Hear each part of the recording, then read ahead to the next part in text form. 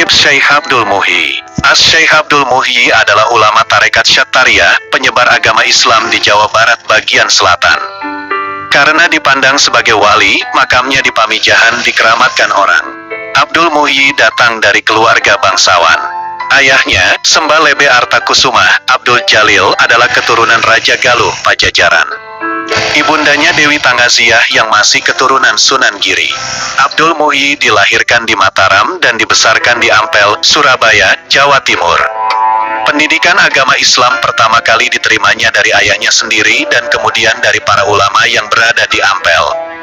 Dalam usia 19 tahun, ia berangkat ke Kuala, Aceh untuk melanjutkan pendidikannya dan berguru pada Syekh Abdul Rauf Singkel, seorang ulama sufi dan guru tarekat Syattariyah. Syekh Abdul Rauf Singkel adalah ulama Aceh yang berupaya mendamaikan ajaran martabat alam tujuh yang dikenal di Aceh sebagai paham wahdatul wujud atau wujudiyah, panteisme dalam Islam, dengan paham sunnah. Meskipun begitu, Syekh Abdul Rauf Singkel tetap menolak paham wujudiyah yang menganggap adanya penyatuan antara Tuhan dan hamba. Ajaran inilah yang kemudian dibawa Syekh Abdul Muhyi ke Jawa. Masa studinya di Aceh dihabiskannya dalam tempo 6 tahun. Setelah itu, bersama teman-teman seperguruannya, ia dibawa oleh gurunya ke Baghdad untuk memperdalam ilmu dan berziarah ke makam Syekh Abdul Qadir Jailani. Dan kemudian ke Mekah untuk lebih memperdalam ilmu pengetahuan agama dan menunaikan ibadah haji. Sewaktu di Mekah, beliau mimpi bertemu Rasulullah yang memerintahkan agar pulang ke tanah Jawa dan mencari gua tempat sidang Wali Songo dan juga tempat yang pernah untuk uzlah Syekh Abdul Qadir Jailani. Setelah menunaikan ibadah haji, Syekh Haji Abdul Muhyi kembali ke tanah Jawa dan menikah. Hari demi hari dilalui dengan baik, hingga suatu ketika beliau ingat pesan Rasulullah dalam mimpi agar mencari sebuah gua. Dan beliau meninggalkan Ampel untuk ke Mataram menghadap raja, serta orang tuanya yang menjadi pejabat di Mataram. Setelah menyampaikan maksud dan diterima serta diizinkan, Syekh Abdul Muhyi segera mulai melakukan pengembaraan ke arah barat bersama istri, dan ditemani beberapa prajurit yang diperintahkan untuk mengawal. Suatu ketika, rombongan itu tiba di Lebak Siu. Syekh berkenan untuk riyadoh mencari petunjuk di mana gua yang dicari. Setelah mendapatkan petunjuk, Syekh pun melanjutkan perjalanan ke arah barat dan mereka kemudian tiba di Dharma, termasuk daerah Kuningan, Jawa Barat. Atas permintaan masyarakat Muslim setempat, ia menetap di sana selama 7 tahun untuk mendidik masyarakat dengan ajaran Islam. Sementara di Mataram, kedua orang tua Syekh gelisah dan meminta izin pada Sultan untuk menyusul sang anak. Akhirnya mereka bertemu di daerah Dharma dan ikut menetap di tempat tersebut. Dikarenakan harus meneruskan perjalanan, Syekh berkenan meninggalkan beberapa prajurit yang telah menguasai ilmu agama untuk menetap di Dharma, guna berdakwah di wilayah tersebut. Setelah itu ia kembali mengembara dan sampai ke daerah Pamengpek, Garut, Jawa Barat. Ia menetap di Pamengpek selama 1 tahun untuk menyebarkan agama Islam di kalangan penduduk yang ketika itu masih menganut agama nenek moyang. Setelah itu, rombongan bergegas untuk melanjutkan perjalanan. Pada suatu ketika, ayahanda Syekh Abdul Jalil jatuh sakit sehingga rombongan harus berhenti dan membuat pemukiman sementara. Banyak warga yang berdatangan untuk belajar, hingga pada suatu hari, akhirnya ayahnya meninggal dunia dan dimakamkan di tempat tersebut dan diberi nama Kampung Dukuh, di tepi Kali Cikangan. Diaturlah untuk ada yang tinggal di tempat tersebut untuk menjaga makam serta mengajarkan agama. Beberapa hari setelah pemakaman ayahnya, ia melanjutkan pengembaraannya hingga ke daerah Batuwangi. Ia bermukim beberapa waktu di sana atas permintaan masyarakat. Setelah itu ia ke Lebak Siu, tidak jauh dari Batuwangi. Lagi-lagi atas permintaan masyarakat ia bermukim di sana selama 4 tahun. Pada masa 4 tahun itu ia berjasa mengislamkan penduduk yang sebelumnya menganut agama Hindu. Menurut cerita rakyat, keberhasilannya dalam melakukan dakwah Islam terutama dikarenakan kekeramatannya yang mampu mengalahkan aliran hitam. Di sini, Syekh Haji Abdul Muhyi mendirikan masjid, tempat ia memberikan pengajian untuk mendidik para kader yang dapat membantunya menyebarkan agama Islam dan lebih jauh ke bagian selatan Jawa Barat. Setelah 4 tahun menetap di Lebak Siu, tidak lama dari itu, Syekh bisa menemukan gua yang dikisahkan lewat mimpi. Setelah menemukan gua tersebut, ia lebih memilih bermukim di dalam gua untuk mengajar dan bersuluk.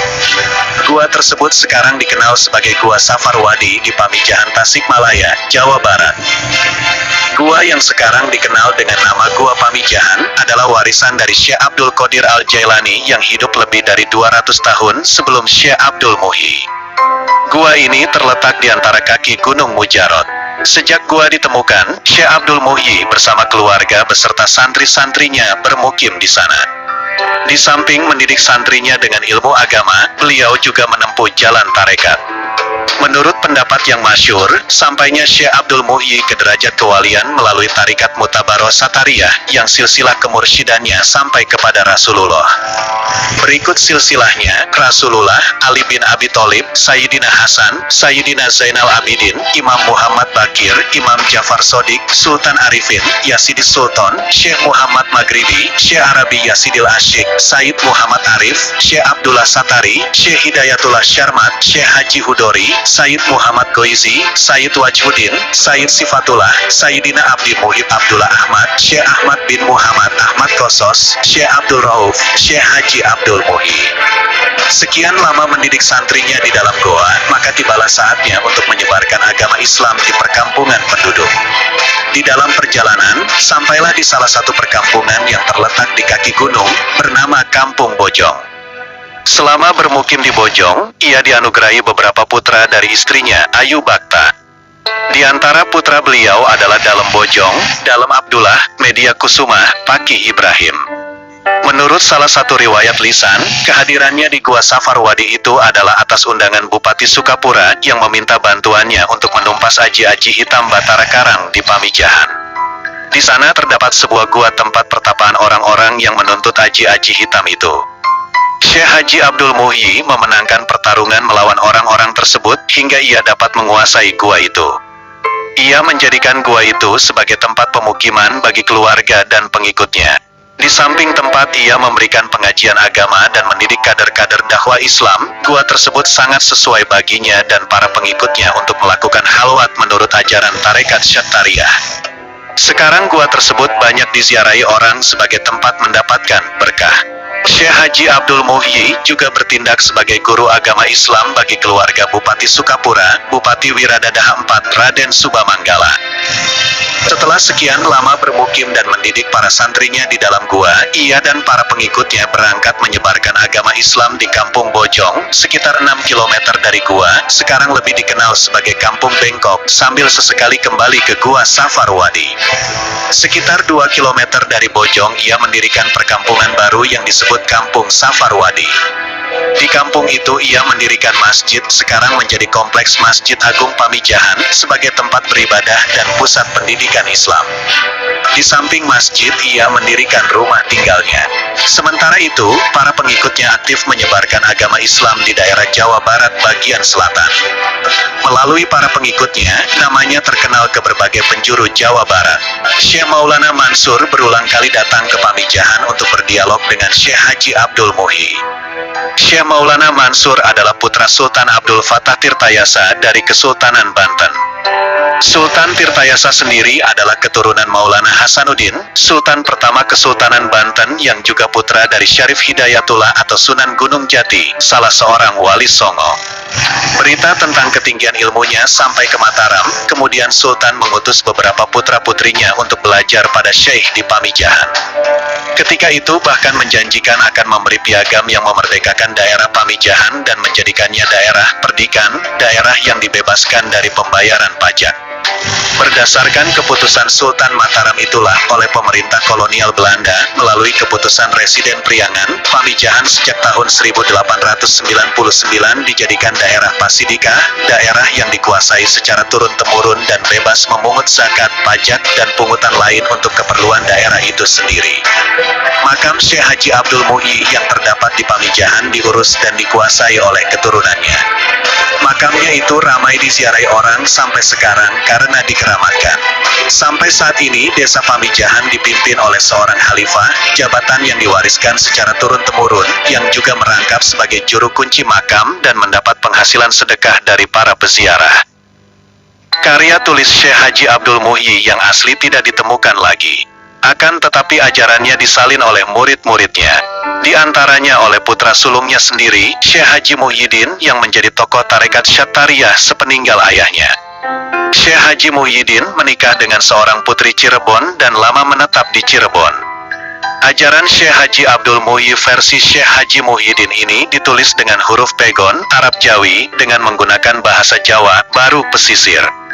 Naskah versi Syekh Haji Muhyiddin itu berjudul Martabat Kang Pitutu, Martabat Alam 7, dan sekarang terdapat di Museum Belanda. Ajaran Martabat Alam 7 ini berawal dari ajaran tasawuf Wahdatul Wujud, kesatuan wujud yang dikembangkan oleh Ibnu Arabi.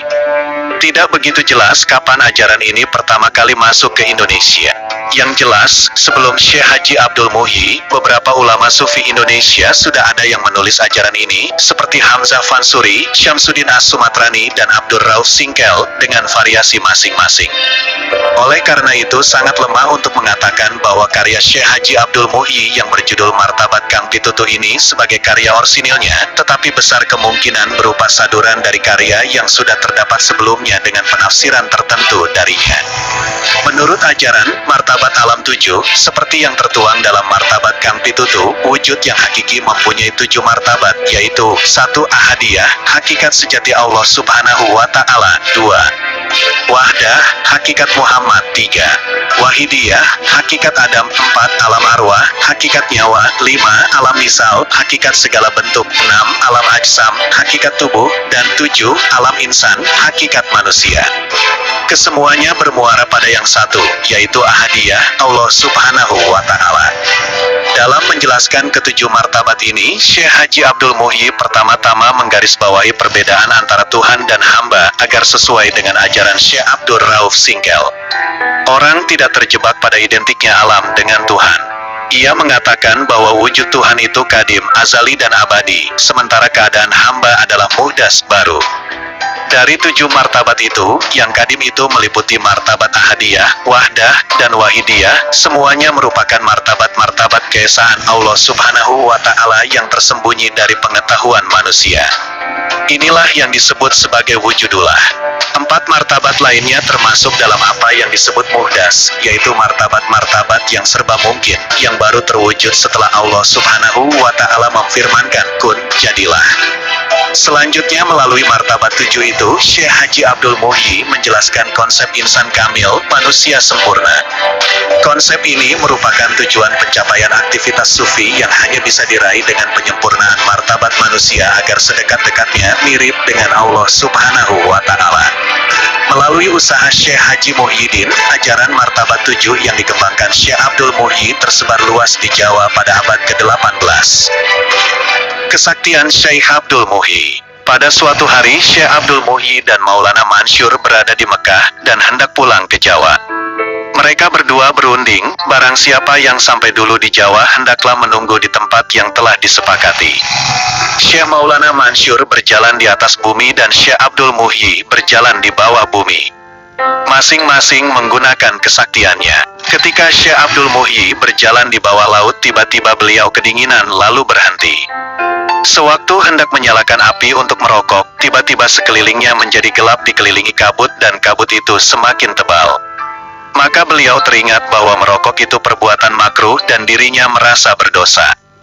Akhirnya beliau segera bertaubat minta ampunan dari Allah, seketika itu kabut hilang dan perjalanan pun dilanjutkan. Dan mulai saat itu Syekh Abdul Muhyi meninggalkan rokok, bahkan bisa dikatakan mengharamkan rokok untuk dirinya, sedang untuk keluarga dan pengikutnya dilarang merokok bila berdekatan dengannya. Karena itu sampai saat ini di daerah Pamijahan dilarang merokok kecuali di tempat yang telah ditentukan. Pada suatu hari beliau jatuh sakit. Ketika malaikat maut datang menjemput, Syekh Abdul Muhyi berpesan kepada istri dan putra-putrinya, "Wahai anak dan istriku yang tersayang, hendaklah kamu sekalian bertakwa kepada Allah. Berbaktilah kepada orang tua yang telah melahirkan dan membesarkanmu, hormati dan muliakanlah tamumu, bicaralah dengan benar, senangkanlah orang lain, sekalipun kamu tidak dapat menyenangkan orang, janganlah berbuat yang menyusahkannya, kasihanilah orang kecil, hormatilah orang yang besar, dan hargailah sesamamu. Hiduplah di dunia ini seakan mau melintasi jurang yang penuh dengan duri." Pada hari Senin tanggal 8 Jumadil Awal tahun 1151 Hijriah, 1730 Masehi pada sholat subuh, beliau pergi untuk selamanya menghadap Allah Subhanahu wa Ta'ala dalam usia 80 tahun. Jenazah ulama besar ini dimakamkan di Pamijahan. Hingga saat ini banyak orang berduyun-duyun berziarah ke makamnya sambil membacakan doa sebagai wujud kecintaan terhadap Syekh Abdul Muhyi, seorang waliullah yang telah berjuang menyebarkan agama Islam di tanah air dan Jawa Barat pada khususnya.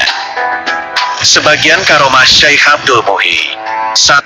Suatu hari ada orang yang dikejar-kejar sekawanan lebah, lari meminta pertolongan Syekh Haji Abdul Muhyi. Kemudian Syekh Haji Abdul Muhyi berseru kepada kelompok lebah itu, "Kenapa kalian lebah bersikap begitu kepada manusia? Apakah kalian tak mengerti di dalam tubuh manusia lahir dan batin adalah Thauf la ilaha illa Allah?" Lebah-lebah itu langsung mati. Lalu tubuh orang itu seperti keluar asap. Ia selamat tanpa bekas luka apapun. 2. Ada seseorang membawa istrinya yang buta setelah melahirkan.